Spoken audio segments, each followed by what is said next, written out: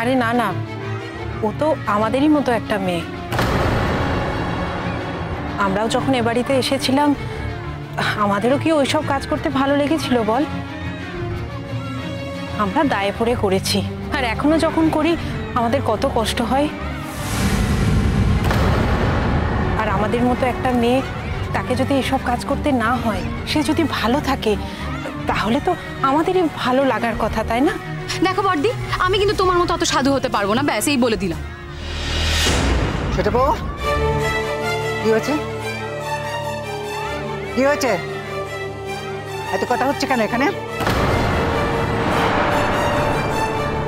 বাড়িতে কি কাজকর্ম নেই? ভোগের রান্না পড়ে আছে, আনাজ সবজি সব কাটতে হবে। জগন্নাথের ভোগ, আমাদের ঘরের চাষের সবজি দিয়ে তা রান্না হবে। বড় বৌমা ভোগের রান্নাটা ভালোই করে বুঝলে, কিন্তু এখনো তো আমার মতো হয় না। মা, ঠাকুরপো আসছে, ওহা আপনার হাতে রান্না খেতে কত ভালোবাসে। আমি চেষ্টা করি আপনার মতো, কিন্তু আপনার হাতে মা জাদু আছে। ও মা, আজকে রান্নাটা আপনি করুন না। যাই বলো তাই বলো, তোমার শাশুড়ি মায়ের হাতে রান্নার কোনো জবাব নেই। শুধু কি রান্না বান্না, গরু দোয়ানো, দুধ তৈরি করা, মাখন তৈরি করা, দুধ থেকে ছানার মিষ্টি করা, আরো কত কি। তোমার শাশুড়ি না জুড়ি মেলা ভার। আচ্ছা হয়েছে হয়েছে, রাখো তো এই সমস্ত কথা। 8 বছর বয়সে বিয়ে হয়েছিল, তারপর থেকে সেই এত বছর ধরে রান্না করে চলেছি, সংসার করে চলেছি।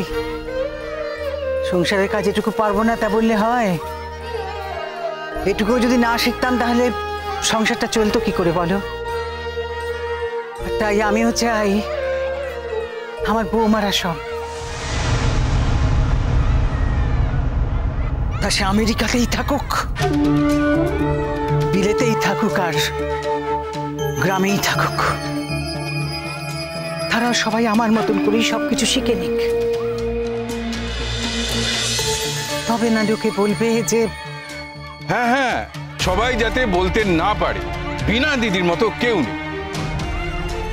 একদম একদম সত্যি কথা।